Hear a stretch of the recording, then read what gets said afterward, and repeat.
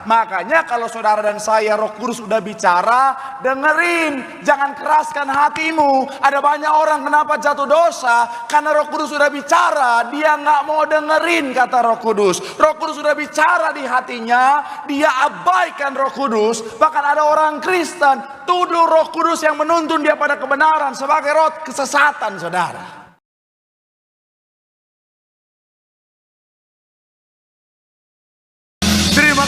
Terima kasih Tuhan, Kau Allah yang dahsyat luar biasa dalam kehidupan setiap kami, selalu ada dalam setiap langkah hidup kami. Bahkan kami boleh ada sampai hari semua karena Tuhan baik dalam kehidupan kami. Dan kami percaya kalau Tuhan baik sampai hari ini, Tuhan yang kami sembah Tuhan yang tak pernah berubah, dahulu sekarang dan sampai selama-lamanya. Artinya sampai masa tua kami, sampai akhir kehidupan setiap kami akan melihat kebaikan Tuhan. Kami akan melihat sepanjang hidup kami pasti diberkati. Pekerjaan bisnis kami pasti diberkati. Bahkan sampai anak cucu kami, keturunan kami, generasi kami, semuanya juga pasti diberkati Tuhan. Terima kasih Tuhan, terima kasih. Dan dengan ucapan syukur di tempat ini, setelah kami memberikan pujian penyembahan kami mau bawa hati kami Tuhan untuk terima kebenaran firman-Mu, terima isi hati-Mu Tuhan yang berbicara bagi setiap kami, Tuhan yang ajar didik bentuk setiap kami. Dan kami doa, kami bukan cuma cakap menjadi pendengar saja, tapi kami boleh cakap jadi pelaku-pelaku firman Tuhan, sehingga kami boleh mencapai rancangan indah, rancangan damai sejahtera yang sudah Tuhan sediakan bagi setiap kami. Dan kami doa, kami bersatu hati Bapa,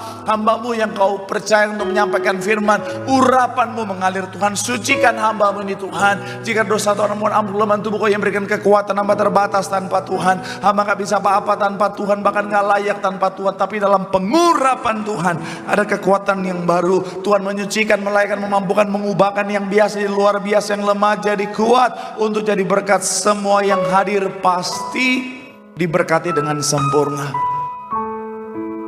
Urapi hamba-Mu, berkati jemaat-Mu, dalam nama Tuhan Yesus yang siap diberkati. Dengan sukacita, dengan iman, dengan bangga, sama-sama kita katakan amin. Tepuk tangan yang paling meriah buat Tuhan. Silakan duduk saudara. Terima kasih buat setiap rekan-rekan yang sudah melayani dengan luar biasa. Dan dari mimbar ini saya mau sampaikan salam damai sejahtera. Shalom.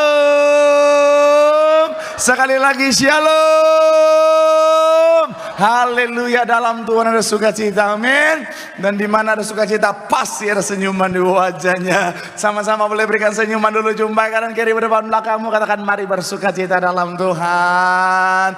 Minimal 2-3 orang, kiri kanan depan belakangmu, dengan senyuman yang totalitas. Jangan kayak orang banyak utang, cembetung. Bilang sama kanan kirimu, senyum dong. Bilang sama yang ngomong, itu baru anak Tuhan. Haleluya. Saya selalu bilang, hei, apalagi anak muda, senyum tuh totalitas. Kita nggak pernah tahu yang di sampingmu, kali aja masa depanmu. Pak Pendeta, opung-opung, jodoh tidak mengenal usia. Haleluya. Tapi saya mau bilang saudara, saya kagum melihat semangat saudara. Amin. Saya melihat kesetiaan yang luar biasa dalam mencari Tuhan. Saya mau bilang saudara, orang yang setia, orang yang semangat cari Tuhan, janji Tuhan, hidupnya anak cucunya pasti diberkati Tuhan. Tepuk tangan yang paling meriah buat Tuhan. Sama-sama bilang sama saya, aku pasti diberkati Tuhan. Anak cucuku pasti diberkati Tuhan. Bilang kanan kirimu, kamu juga pasti diberkati Tuhan. Bilang sama yang ngomong, kamu luar biasa. Bilang sama yang ngomong, semangat. Tepuk tangan sekali lagi yang paling meriah buat Tuhan. Haleluya. Yuk, yang bawa Alkitab kita mau angkat Alkitab kita. Alkitab juga boleh, Alkifon juga boleh. Yang gak bawa Alkitab angkat tangan juga boleh. Sama-sama dengan iman percaya kita, sama-sama kita katakan dalam nama Tuhan Yesus, aku percaya Alkitab ini adalah firman Tuhan. Setiap kata kalimatnya sanggup memberkati aku. Dan hari ini aku pasti diubahkan, aku pasti dipulihkan. Dalam nama Tuhan yang sama-sama kita katakan Kita buka Yohanes pasal yang ke-14 ayat 16 sampai 17. Yuk sama-sama kita buka Alkitab kita. Yohanes pasal yang ke-14 di hari yang spesial, hari perayaan pencurahan Roh Kudus Pentakosta. Kita buka Yohanes 14 ayat 16 sampai 17. Yuk yang sudah di sana boleh bilang aku diberkati Tuhan. Sama-sama kita baca 3. Ya, aku akan apa? Dan ia akan memberikan kepadamu seorang penolong yang lain supaya apa? Dan menyertai kamu selama-lamanya, yaitu Roh kebenaran. Dunia tidak dapat apa? Dan tidak, tetapi kamu mengenal dia, sebab ia apa? Menyertai kamu dan apa? Akan diam di dalam. Ayat yang ke-16 saja kita baca sama-sama. 3. Iya, aku akan minta kepada Bapa dan ia akan memberikan kepadamu apa? Seorang penolong. Sama-sama bilang sama saya penolong. Yaitu apa? Supaya ia menyertai kamu selama. Sama-sama bilang sama saya menyertai selamanya.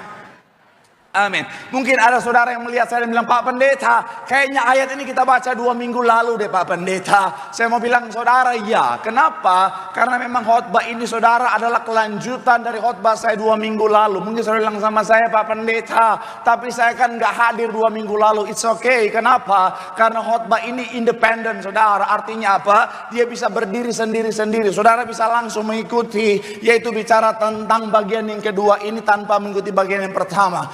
Tapi Pak, saya penasaran pengen lihat yang pertama. 2 minggu lalu saya nggak hadir. Saudara bisa lihat ada di channel YouTube Gereja Tiberias Indonesia. Dan jangan lupa subscribe channel YouTube saya.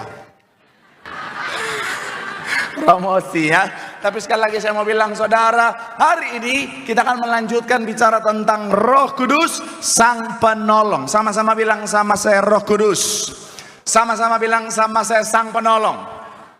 Amin. Dan saya mencatat di sini saudara, Roh Kudus Tuhan anugerahkan bagi setiap kita yang kita rayakan hari ini saudara. Dan Roh Kudus Tuhan janjikan adalah penolong bagi setiap kita. Makanya bahasa asli dari Roh Kudus adalah parakletos. Parakletos bicara tentang apa saudara? Penolong, di mana secara makna punya makna dipanggil ke sisi seseorang, ditempatkan di sisi seseorang untuk apa saudara? Dengan tujuan utama untuk memberikan pertolongan kepada seseorang. Dan saya mau bilang saudara, roh penolong ini Tuhan anugerahkan dan tinggal di dalam kehidupan setiap kita, akan menyertai kehidupan setiap kita selama-lamanya. Sampai kapan? Sampai Tuhan memanggil setiap kita. Makanya anak Tuhan harus ngerti soal Roh Kudus. Anak Tuhan harus paham soal Roh Kudus. Anak Tuhan harus kenal Roh Kudus. Anak Tuhan harus tahu apa yang Roh Kudus kerjakan dalam kehidupan kita. Supaya apa? Supaya kita tidak dibohongi iblis. Kenapa? Karena iblis bisa berpura-pura seakan-akan seperti malaikat terang. Iblis bisa berpura-pura seperti Roh Kudus. Untuk apa? Untuk menyesatkan saudara dan saya. Makanya hari ini kita akan sama-sama belajar saudara, apa yang Roh Kudus lakukan dalam kehidupan setiap kita sebagai penolong. Dan doa saya melalui firman Tuhan hari ini, sekali lagi saudara dan saya akan punya pengertian yang benar, tidak disesatkan, dan menikmati setiap pertolongan yang Tuhan sediakan. Tepuk tangan dulu yang paling meriah buat Tuhan. Haleluya. So, sebagai penolong, apa yang Roh Kudus kerjakan dalam kehidupan setiap kita? Yang pertama saya mencatat adalah Roh Kudus menolong kita untuk berdoa. Sama-sama bilang sama saya menolong kita. Sama-sama bilang sama saya menolong saya untuk berdoa. Coba kita baca Roma 8 ayat 26 sampai 27. Roma pasalnya yang ke-8 ayat 26 sampai 27. Yang sudah di sana boleh bilang aku diberkati Tuhan. Sama-sama kita baca. 3. Ya, demikian kelemahan kita, sebab kita tidak tahu bagaimana sebenarnya harus berdoa, tetapi Roh sendiri berdoa untuk kita kepada Allah dengan. Ayat 27 dikatakan apa? Dan Allah yang menyelidiki hati nurani apa? Supaya sesuai dengan kehendak Allah berdoa. Saya mau bilang saudara, sadar nggak sadar, suka nggak suka, kita manusia yang terbatas, betul ya? Saudara dan saya, sehebat apapun kita, seluar biasa apapun kita tetaplah manusia yang terbatas. Dan kita punya kekurangan, kita punya yang namanya kelemahan. Dan ternyata itu berdampak ketika saudara dan saya berdoa. Akhirnya apa? Ketika kita berdoa, karena kita lemah, karena kita terbatas, seringkali doa kita nggak sempurna. Seringkali doa kita ada kekurangan di dalamnya. Dan saya mau bilang saudara, salah satunya yang Alkitab sampaikan tadi saudara, adalah bicara tentang ada hal-hal yang tidak terucapkan. Nah akhirnya apa? Roh Kudus bekerja di sana. Saudara mungkin berdoa, ayatnya coba kita mundur. Ayatnya dikatakan apa saudara? Bahwa ketika saudara saya berdoa, seringkali bicara tentang ada hal-hal yang tidak terucapkan. Saudara pernah nggak doa? Udah planning, aku mau doa ini. Setelah berdoa, endingnya, loh kok ada yang lupa? Loh, oh tadi ada yang lupa. Iya kan? Pernah ngalamin nggak? Saya mau bilang itu manusiawi. Pendeta aja pernah ngalamin. Saya apalagi kalau doain jemaat, kan kadang-kadang jemaat kalau minta doa, sistemnya rapel saudara. Iya. Jadi kalau minta doa sama pendeta, mungkin karena dia, oh Pak kita akan ketemu seminggu sekali. Oh kalau minta doa langsung, Pak saya mau doain ini banyak banget. Pendeta juga manusia. Ketika saya berdoa, ada yang lupa, ada yang miss. Tapi Roh Kudus sempurnakan saudara.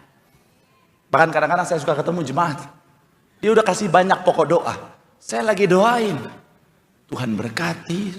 Tiba-tiba dia sambil begini dia bilang, Pak doain ini lagi Pak. Pak yang ini juga Pak. Pak doain ini Pak. Pak doain ini Pak. Saya lagi berdoa dia request lagi Pak. Tolong ini Pak. Tolong Pak ini. Saya lagi doain dalam hati saya, gue jambak juga lo yang. Enggak, bercanda. Tapi sekali lagi saya mau bilang saudara, ketika berdoa seringkali ada doa yang tidak terucapkan, tetapi Roh Kudus membantu setiap kita supaya doa kita sempurna, katakan amin. Kemudian masih dalam poin yang pertama adalah membantu kita berdoa sesuai dengan rencana. Karena seringkali kita memang berdoa sama Tuhan, tapi kita berdoa seringkali dengan kedagingan kita saudara. Maksudnya apa? Kita berdoa sih memang sama Tuhan, tetapi doa kita saudara seringkali udah gak sesuai dengan rencana Tuhan dalam kehidupan setiap kita. Kadang-kadang kita berdoa saudara, oh Tuhan berkati Tuhan, berkat triliun. Tuhan bilang, oh jangan, gak boleh, gak sesuai rencana Tuhan. Kenapa? Takutnya kita kaget, tiba-tiba triliun jatuh dari langit, buk. Innalillahi saudara. Tuhan bilang, oh enggak bisa. Roh Kudus ingatkan, jangan langsung begitu. Step by step. Kamu kan tiap hari ceban goceng. Kalau langsung triliun ntar kamu sesak napas. Step by step. Iya dong. Roh Kudus ingatkan. Ada anak muda berdoa, Tuhan aku mau jodoh. Kasih Lee Min Ho. Ini ibu-ibu ketawa. Saya mau bilang, Bu, ada Bu. Anak muda darah Yesus padahal tinggalnya di Bekasi Timur, minta jodohnya Lee Min Ho di Korea sana. Kemarin zaman BTS banyak anak muda minta doa, Pak tolong doakan supaya jodoh saya BTS. Saya mau bilang saudara ya, ketika dia berdoa Tuhan, dia urapi lagi posternya dalam nama Tuhan Yesus, dalam nama Yesus. Sebenarnya nggak salah, cuman mintanya sangat mungkin tidak sesuai dengan rencana Tuhan. Mintanya Lee Min Ho dalam nama Yesus, sampai foto Lee Min Ho burem mukanya saudara. Tuhan Lee Min Ho, tapi Roh Kudus ingatkan, jangan. Yang pertama dia bukan anak Tuhan. Iya kan? Bukan ya? Bukan. Lee Min Ho anak Tuhan bukan sih? Tiberias mana dia? Ya kali ya. Tuhan. Roh Kudus bilang, bukan, dia bukan anak Tuhan, jangan. Dia tidak bisa menjadi imam dalam rumah tanggamu. Dan yang kedua, dia orang Korea, kau orang Tambun. Budaya susah. Nanti kau ketemukan dia dengan mamamu, dia datang, anyong, kurang ajar, monyong-monyong, apa maksudnya? Enggak usah. Ya. Roh Kudus. Kemudian yang ketiga, adalah Roh Kudus. Bicara tentang apa? Nggak muncul-muncul. Roh Kudus bantu saya. Yang ketiga, Roh Kudus membuat kita mengerti hati. Saya mau bilang saudara, hati nurani, hati Tuhan. Saya mau bilang sekali lagi saudara ya, berdoa ini bicara tentang komunikasi kita dengan Tuhan, amin. Saya mau bilang saudara, komunikasi yang baik itu dua arah. Dan doa itu komunikasi, bukan cuma searah. Artinya apa? Saya mau bilang saudara, pastikan kita sadar ketika kita berdoa bukan cuma soal supaya Tuhan tahu apa yang kita mau. Ada banyak orang Kristen berdoa dalam pikirannya, pokoknya gue mau kasih tahu semua yang gue mau kepada Tuhan. Saya mau bilang saudara, Tuhan sudah tahu sebelum kita bicara. Makanya pemazmur bilang begini saudara, sebelum lidahku mengeluarkan perkataan, sesungguhnya apa? Semuanya telah kau ketahui ya Tuhan. Terus kenapa Tuhan bilang mintalah maka diberikan kepadamu dan sebagainya? Karena yang Tuhan mau yang pertama adalah hubungan, katakan amin. Dan yang kedua, ketika kita berdoa namanya komunikasi. Kenapa Tuhan mau kita berdoa? Supaya kita ngerti mau Tuhan dalam kehidupan kita. Karena doa bukan cuma sekedar kita kasih tahu. Ada banyak orang Kristen kalau doa, pokoknya Tuhan, ini Tuhan, Tuhan, ini Tuhan, ini, amin. Sudah, tinggalkan Tuhan. Ada kan orang Kristen gitu ya, datang sama Tuhan cuman kalau ada maunya, terus pokoknya Tuhan udah tahu, selesai. Datang, Tuhan, sampai malaikat yang nyatat, banyak banget lagi, cepat banget lagi deh. Amin, selesai. Saya mau bilang saudara, sebaik-baiknya hubungan, kalau komunikasi cuma searah, itu nggak sehat, betul ya?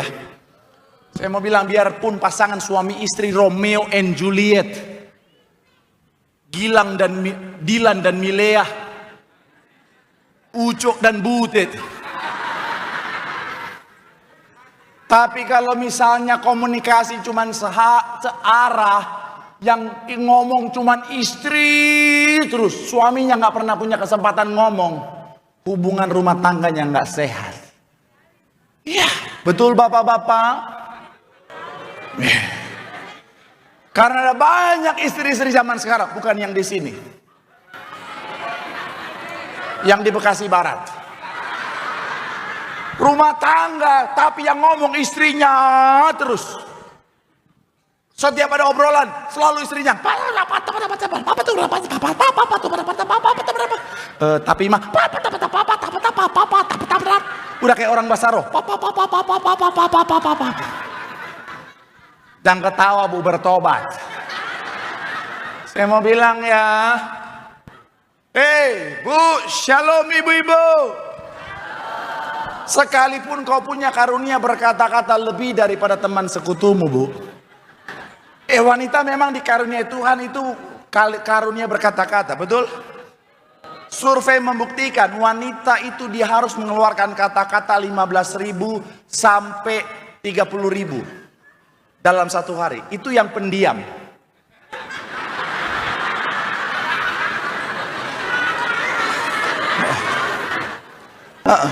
Kalau yang cerewet itu 30.000 sampai 45.000. Makanya bapak-bapak kalau istrimu di luar sana kurang ngobrol, kau simak itu 30.000 kata di rumah. Tapi saya mau bilang bu ya, sekali lagi wanita memang punya karunia berkata-kata lebih daripada teman sekutunya. Atau bicara tentang laki-laki tadi saudara.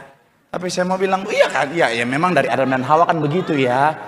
Memang Adam dan Hawa kan begitu kan. Makanya saya curiga Hawa ketika Tuhan ciptakan, Tuhan mulai dari penciptaan bibir dulu saudara. Karena dia kan hasrat ngomongnya tinggi banget saudara. Dan di Taman Eden Hawa nggak punya besti gibah. Makanya keringet dingin. Wanita tuh kalau nggak curhat, nggak ngobrol, nggak gosip, itu bibir pecah-pecah panas dalam saudara. Makanya Adam udah nggak sanggup menerima obrolan itu. Hawa ngobrol sama ular. Dan itulah yang menjadi awal mula manusia jatuh dalam dosa. Saya mau bilang ya bu, sekalipun kau punya karunia berkata-kata lebih daripada suami, namanya komunikasi itu dua arah bu. Jadi jangan ngomong terus. Tuhan ciptakan bibir satu, telinga dua, supaya kita lebih banyak mendengar, Bu. Jadi jangan banyak ngomong, kasih kesempatan suamimu untuk bicara. Betul bapak-bapak?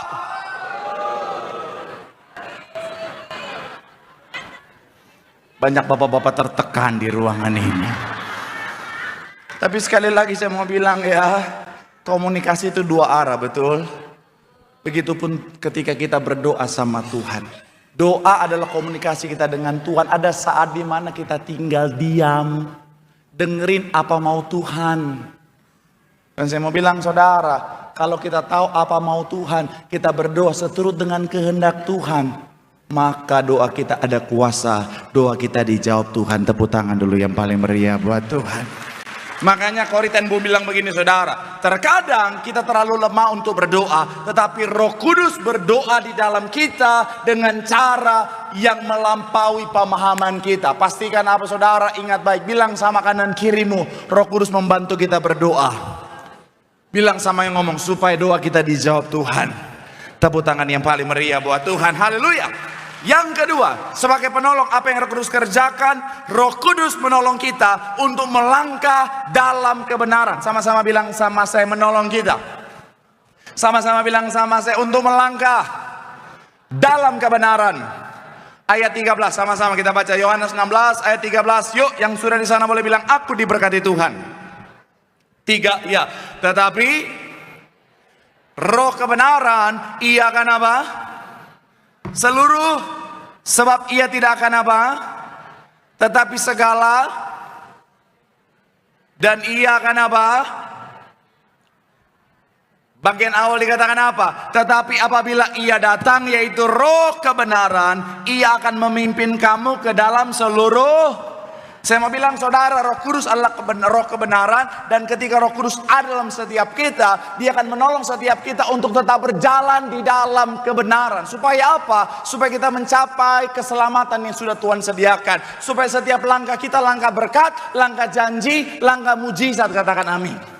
Makanya saya percaya saudara dan saya, ketika ada Roh Kudus dalam hati setiap kita, Roh Kudus akan menuntun, mengarahkan setiap kita untuk tetap dalam kebenaran. Katakan amin. Billy Graham bilang begini saudara, Roh Kudus adalah penolong yang dijanjikan Yesus. Dia tidak hanya tinggal di sekitar kita, tetapi di dalam kita, memimpin kita dalam seluruh kebenaran. Saya percaya semuanya pernah ngalamin di mana Roh Kudus bicara dalam hati. Amin. Ketika saudara sementara berjalan, karena mungkin ada godaan di kiri kanan, saudara mulai keluar dari jalan kebenaran. Akhirnya Roh Kudus bicara apa? Jangan. Itu dosa.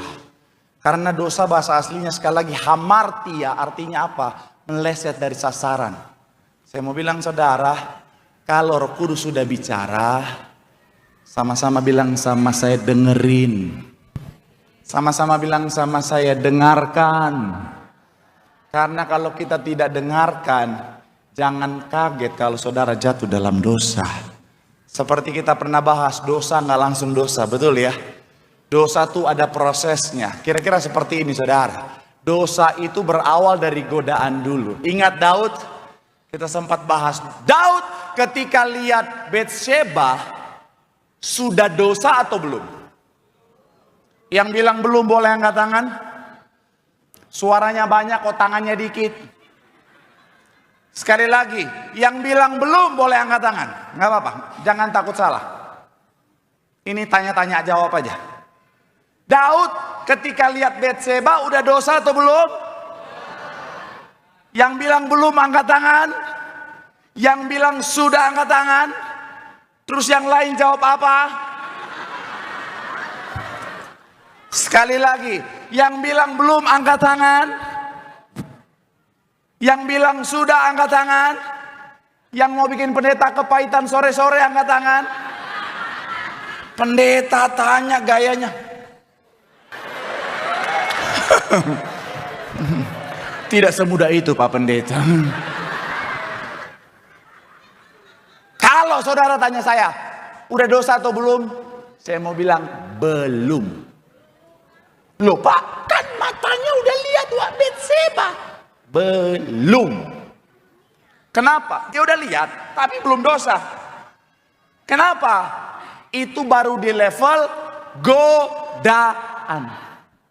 Kenapa? Karena kan dia nggak sengaja, kecuali dia bangun sore-sore, wih jam 4 nih, Betseba nih.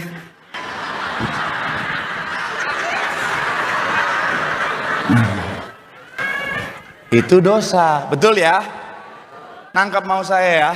Saya mau bilang saudara, Daud belum dosa. Kenapa? Karena baru di level godaan. Sayangnya di level yang kedua namanya respon, Daud meresponi salah. Saya percaya Roh Kudus bicara di hati Daud, jangan itu dosa. Tapi Daud biarkan, respon dia salah. Akhirnya apa? Jadi dosa. Saya mau bilang sekali lagi saudara, godaan sebelum jadi dosa, ada respon dari setiap kita saudara. Dan di respon inilah yang namanya Roh Kudus bekerja di sana saudara. Makanya kalau saudara dan saya Roh Kudus udah bicara, dengerin. Jangan keraskan hatimu. Ada banyak orang kenapa jatuh dosa, karena Roh Kudus sudah bicara, dia nggak mau dengerin kata Roh Kudus. Roh Kudus sudah bicara di hatinya, dia abaikan Roh Kudus. Bahkan ada orang Kristen tuduh Roh Kudus yang menuntun dia pada kebenaran sebagai roh kesesatan saudara.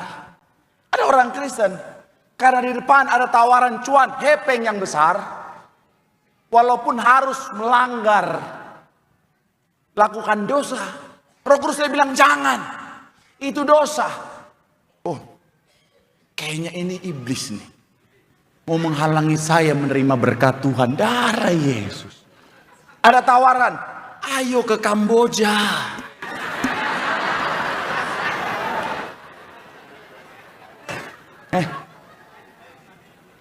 Jangankan saudara, saya aja ada tawaran ke Kamboja, darah Yesus.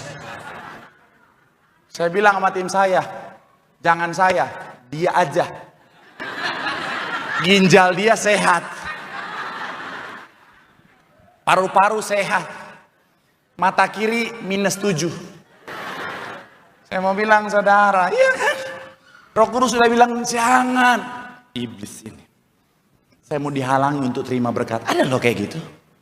Apalagi kalau yang, mohon maaf ya, wanita-wanita jomblo tingkat ngenes itu saudara. Ada yang kayak gitu. Tuhan udah bilang, Roh Kudus udah bilang, jangan. Itu laki-laki nggak benar. Oh, nggak benar ini. Ini perasaan ini. Ini iblis lagi bicara. Untuk menghalangi saya menikmati cinta sejati.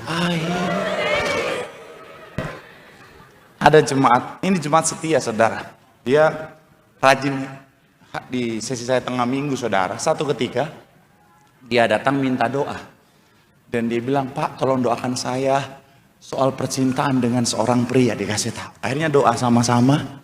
Singkat cerita saudara, selesai berdoa Tuhan taruh di hati Roh Kudus bicara bahwa kasih tahu dia hati-hati. Itu laki-laki nggak benar. Saya bilang dong, kamu hati-hati ya. Tanya Tuhan ya. Soalnya ya Roh Kudus taruh di hati itu kayaknya laki-laki nggak benar. Dia ngomongnya apa? Enggak Pak. Ini saya kenal di Facebook Pak. Ya tapi itu jangan, kayaknya itu nggak benar. Roh Kudus taruh itu. Enggak Pak. Dia bule, ganteng, mancung Pak. Saya kenal di Facebook Pak, laki baik-baik Pak. Dia katanya mau terima warisan, terus dia mau bawa ke Indonesia, terus dia mau tinggal dan menikah sama saya di Indonesia Pak. Jangan. Enggak Pak. Dua orang yang gak bisa kita bilangin. Yang pertama orang lagi marah, yang kedua orang lagi jatuh cinta saudara. Akhirnya dia tinggalin saya.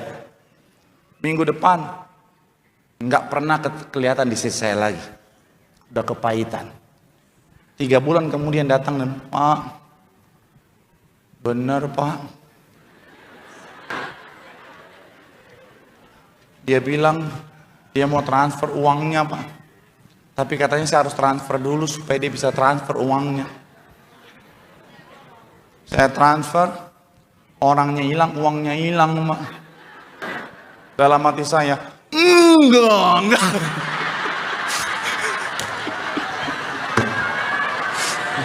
Udah, saya mau bilang sekali lagi, saudara, Roh Kudus menolong setiap kita untuk berjalan dalam kebenaran. Makanya kalau Roh Kudus ngomong, dengerin. Bilang sama kanan kirimu, dengerin. Bilang sama yang ngomong, lu juga jangan ngomong doang. Tepuk tangan yang paling meriah buat Tuhan. Haleluya. Yang ketiga yang terakhir saudara, yang ketiga saya mencatat di sini saudara adalah bicara tentang apa yang Roh Kudus kerjakan dalam kehidupan setiap kita. Roh Kudus menolong kita untuk menjadi saksi Tuhan. Sama-sama bilang sama saya, menolong saya. Sama-sama bilang sama saya, menolong kita untuk jadi saksi Tuhan. Ayat terakhir kita, Kisah Para Rasul 1 ayat 8. Yuk, sama-sama yang sudah di sana boleh bilang, aku diberkati. 3, ya. Tetapi kalau Roh Kudus turun ke atas kamu dan saksiku di Yerusalem, di seluruh Yudea dan sampai ke, saya mau bilang saudara, Imam Musi saya maju ke depan, bicara tentang Yerusalem. Boleh munculkan lagi Yerusalem, kemudian ayatnya lagi tring. Yerusalem dan seluruh Yudea dan Samaria dan sampai ke ujung bumi. Ini bicara tentang begini saudara, Tuhan mau kita jadi saksi mulai dari ruang lingkup terdekat kita. Bisa dari keluarga kita, teman-teman kita, pergaulan kita, baru menyebar akhirnya saudara ke pekerjaan kita dan lain sebagainya, ujung-ujungnya sampai ke seluruh bumi. Itu adalah tujuan Tuhan, supaya apa? Kehidupan kita jadi kesaksian yang hidup. Melalui kehidupan kita ada banyak orang diberkati, ada banyak orang diselamatkan, ada banyak orang ngalamin kemuliaan Tuhan. Itu tujuan Tuhan. Dan saya percaya semuanya mau jadi saksinya Tuhan. Amin. Tapi gini, untuk jadi saksi ada standar yang harus dipenuhi. Secara ilmu hukum ada syarat material yang harus dipenuhi, yaitu apa? Keterangan berdasarkan fakta. Saksi harus memberikan keterangan berdasarkan apa yang dilihat, didengar, dan dialami Jadi gini, saya percaya semuanya mau berdiri jadi saksinya Tuhan, menceritakan kebaikan Tuhan, kemuliaan Tuhan, sehingga banyak orang diberkati. Karena salah satu berbagi berkat bukan cuma bicara bagi uang, bagi makan, tapi bagi kesaksian yang luar biasa. Tapi saya mau bilang saudara, karena syarat untuk jadi saksi harus ngalamin, artinya kita harus ada di titik sebelum di sana, harus di sini dan siap ngalamin proses. Betul ya? Karena kalau kita nggak pernah di posisi ini, apa yang mau kita bagikan di sana? Kita harus di posisi ini, ngalamin keadaan yang kadang-kadang nggak mudah, kadang-kadang berat, kadang-kadang penuh air mata. Dan memang harus begitu. Karena kalau enggak, di sana kesaksian kita nggak luar biasa. Betul nggak? Saudara bisa bayangkan kalau saya berdiri di sini dan sampaikan kesaksian yang wah, Tuhan Yesus baik, mujizat yang saya terima luar biasa. Saya sembuh dari panu.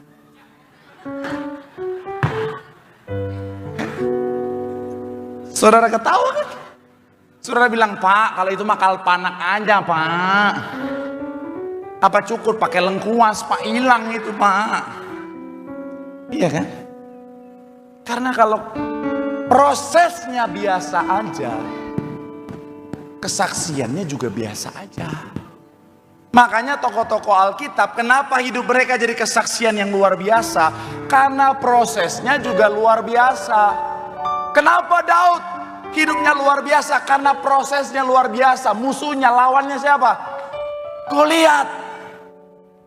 Bukan bocah Tambun. Kalau bocil Tambun mah kita juga pulang.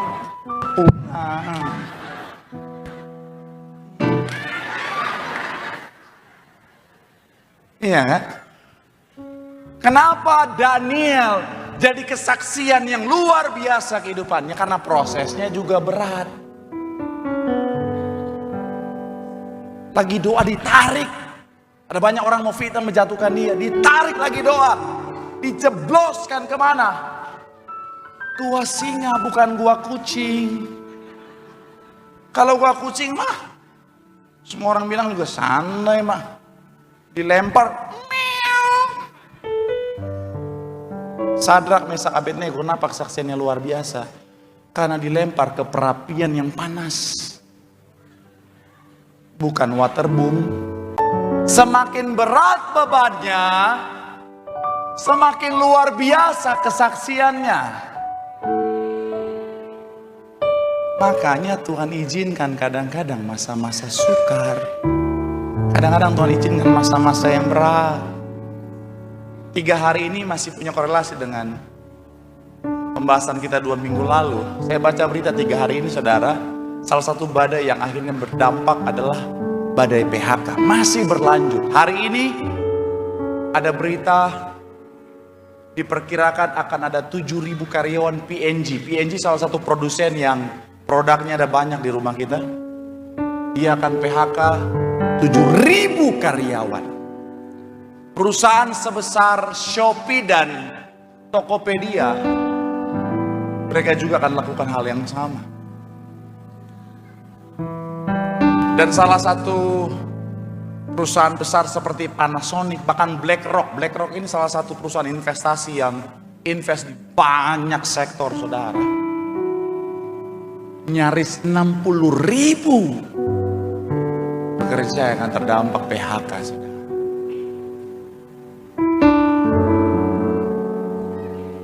Kadang-kadang dia bilang, Pak, berat, Pak. Tapi memang Tuhan izinkan itu supaya semakin berat prosesnya, semakin luar biasa kesaksiannya. Saya diizinkan Tuhan ngalamin masa-masa yang suka, masa yang berat, dalam proses yang tidak mudah. Pernah ngalamin kelaparan di pinggir jalan.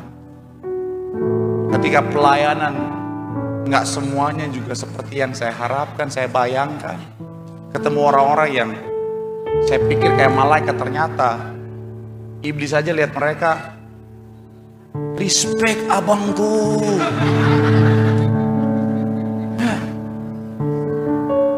Iri hati, fitnah, rancangan jahat. Saya bilang, Tuhan kok gini amat ya? Tapi ternyata Tuhan izinkan itu supaya nanti ketika kemenangan itu Tuhan nyatakan, kesaksian di sini kan luar biasa. Saya mau bilang, saudara, saya nggak tahu apa yang sementara saudara hadapi, tapi udah jalanin aja.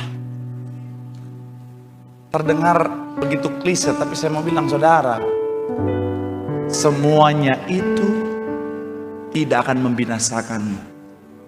Masalah, tantangan, persoalan yang Tuhan sementara izinkan ini tidak untuk menghancurkanmu, tapi ini untuk membuat kehidupanmu nanti ketika pemulihan itu Tuhan nyatakan, ketika kesembuhan itu Tuhan nyatakan, ketika kesehatanmu dipulihkan, mujizat Tuhan dinyatakan, ketika di posisi sana hidupmu jadi kesaksian yang luar biasa. Banyak jiwa dimenangkan, nama Tuhan dipermuliakan. Tepuk tangan yang paling meriah buat Tuhan. Bilang sama kanan kirimu, jangan menyerah, terus maju. Semuanya ini untuk kemuliaan nama Tuhan. Tepuk tangan sekali lagi yang paling meriah buat Tuhan. Yang diberkati, boleh lambaikan tanganmu, sorak-sorai yang paling meriah buat Tuhan. Haleluya, haleluya.